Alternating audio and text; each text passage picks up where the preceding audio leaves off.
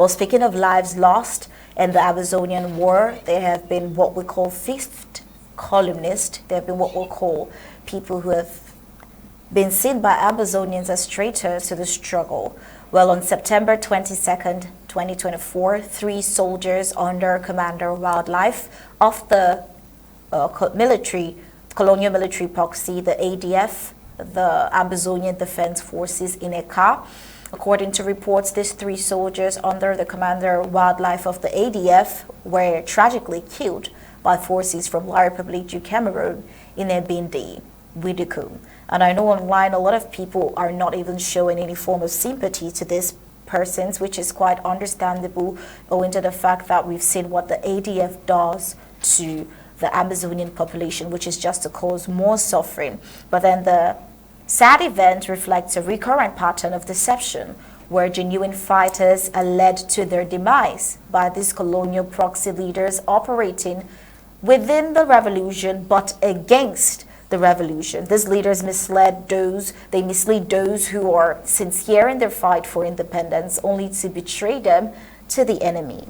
The labeling of La République forces as sister forces, as seen on Kemi Ashu's wall, underscores the painful truth that has become evident on the ground, that the ADF has most times been working in collaboration with La République oppressive forces. This collaboration only serves to perpetuate La République's playbook of using gullible Ambazonian fighters to achieve their ends before discarding them. Many, like the well-known Big Number, have met similar fates, deceived into joining anti-revolutionary groups, only to be abandoned by the very forces they believed they were aligned with, and in most sad cases, it cost their lives. This tragedy serves as yet another reminder of the inevitable consequences of working with the enemy, whether through ignorance or willful deception. Those who cooperate with La République's agenda have ultimately faced the tragic and foreseeable end that comes with betraying the genuine cause of their homeland's revolution, whether knowingly or unknowingly. Well, Barrister Mbeseha, this is the last report we're going to take from the whole front for tonight, but then it is rather very important to note how people on the home front are hardly even bothered about the debt. A lot of the comments about this report shows rather people who say they deserved it, and so many other comments like that. And a lot of the times we have our military talk about understanding on the home front, because these colonial proxies tend to take advantage of fighters who are eager to actually fight for the genuine cause, but then are deceived into joining causes and different other factions that are anti-revolutionary and only against the population, the civilian population of Ambazonia, instead of fighting the war for Ambazonia. This is yet another case of 3 lives lost in this senseless war.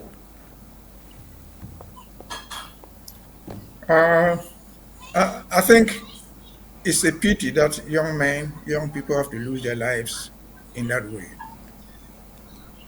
By my own standards, I would presume that a good number of them don't even understand what they're doing. Actually, Give me a second.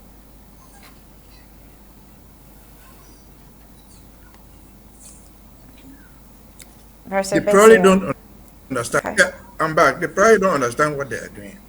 Because I've said here many times before, for you to work for that people to come around in any form or shape, you must know where you're coming from. That country called the people to Cameroon as a country, and the regime that rules it in Yaoundé, they have no place called forgiveness. They never forgive you. They would make sure they eliminate you physically, or they take you out of action forever. It is not beginning today. They have not forgiven anybody. I just give 2 glaring examples. You see, I talked about the Mbeseha days in those days. They recruited the bishop from Amba. The bishop in those days was a very high position. There were very few in the country. They recruited Abendongo to work for them, to help them calm down the Mbeseha thing. Once he did it, they made sure they eliminated him. They sentenced him to life, expired him from the country, and he died in exile. These are people who I knew physically. It's not in my imagination. Fast forward to this revolution, to Ambazonian today. What has happened? What has become of Mr. Wilbur? Wilbur was a member of parliament, sitting in Yaoundé there, elected to sit in parliament, but became, because he took the position in the floor of assembly, that look, there's something wrong in what you call Amba from Cameroon. Negotiate this thing out.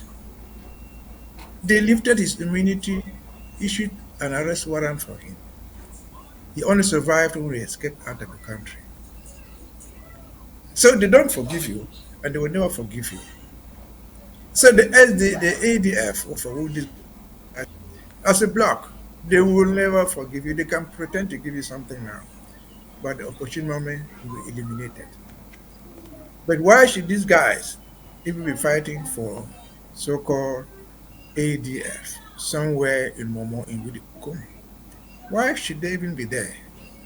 If they had any common sense in their heads, you would have realized that the whole environment called Momo in general and Widikum in particular is hostile to the existence as the group of people.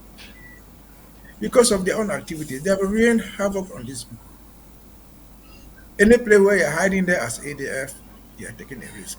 You can pretend that you're safe. You are not safe. They will eliminate you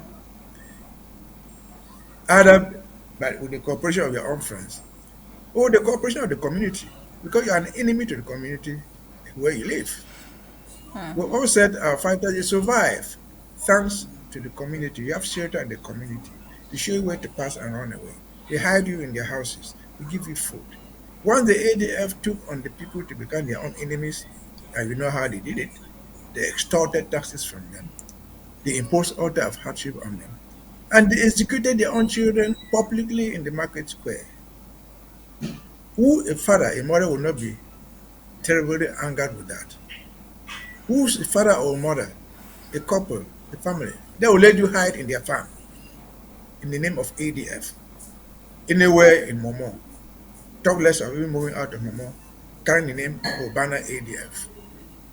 If I were there, I would look how where you're hiding. Because you're an enemy. The war they were fighting, I said it was the day they turned peaceful demonstrators into battalions of fighters. We're not fighting, at most not fighting ourselves. We're fighting the guy who attacked us, the Republic of Cameroon.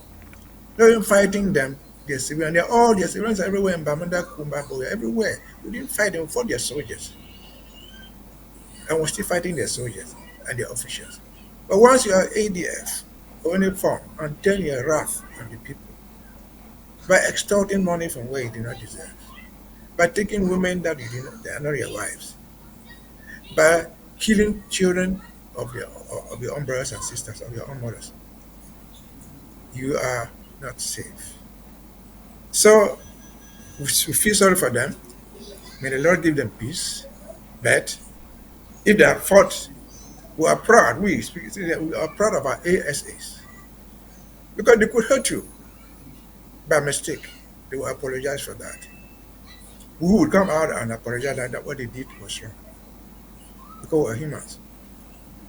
And so there's this chain of responsibility that we assume. And there's that assumption because we train our own people to be sure that they are doing the right thing. At the very best, not to hurt their own people.